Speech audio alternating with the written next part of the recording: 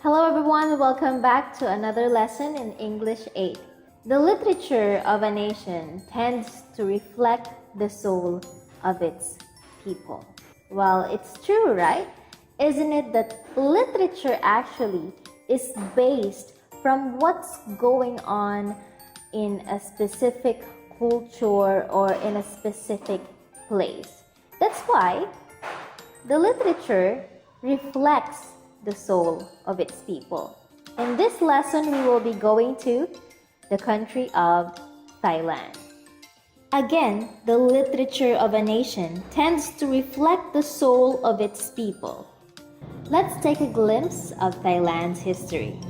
From the Thai Visantra Jataka, which recounts Buddha's penultimate life on this plane, to the Lilit Yuan Pai, which celebrates the Thai victory over the northern Lana. Thai literature has historically reflected the beliefs and aspirations that are woven together in Thai culture.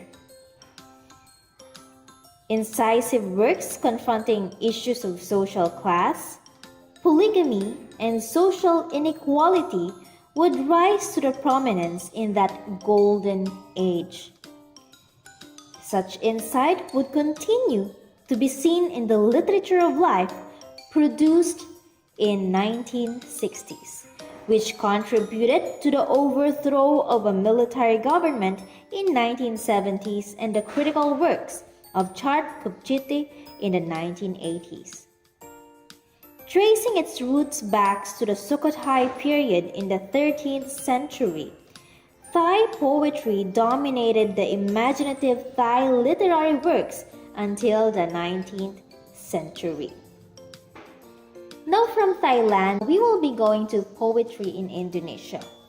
Indonesian poetry, for its part, is a fascinating reflection of the history of its country. Indonesia as a nation has weathered challenges such as a number of colonizing nations including the Portuguese, the Dutch, and the Japanese, and the struggles of learning to self-govern upon gaining their independence in 1949. Poetry has been around since the dawn of civilization, even before the moment of printing press or even writing system. Cultures in various parts of the world handed down their beliefs, traditions, and myths in poetry, mainly in long form called epic. Some of the oldest epics are Asian, such as Mahabharata and Ramayana. In this lesson, we will have the poem written by Charir Anwar. Charir Anwar is a member of the 1945 generation of Indonesian poets. In this lesson, you will have the poetry to Gadis on page 284 of your book.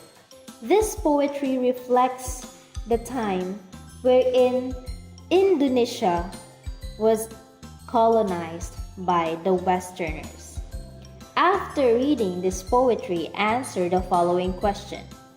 How could the literal situation in the first stanza be symbolic of Indonesia at the point in its history?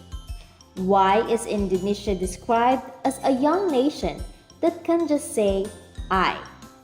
Write this in a one whole sheet of paper.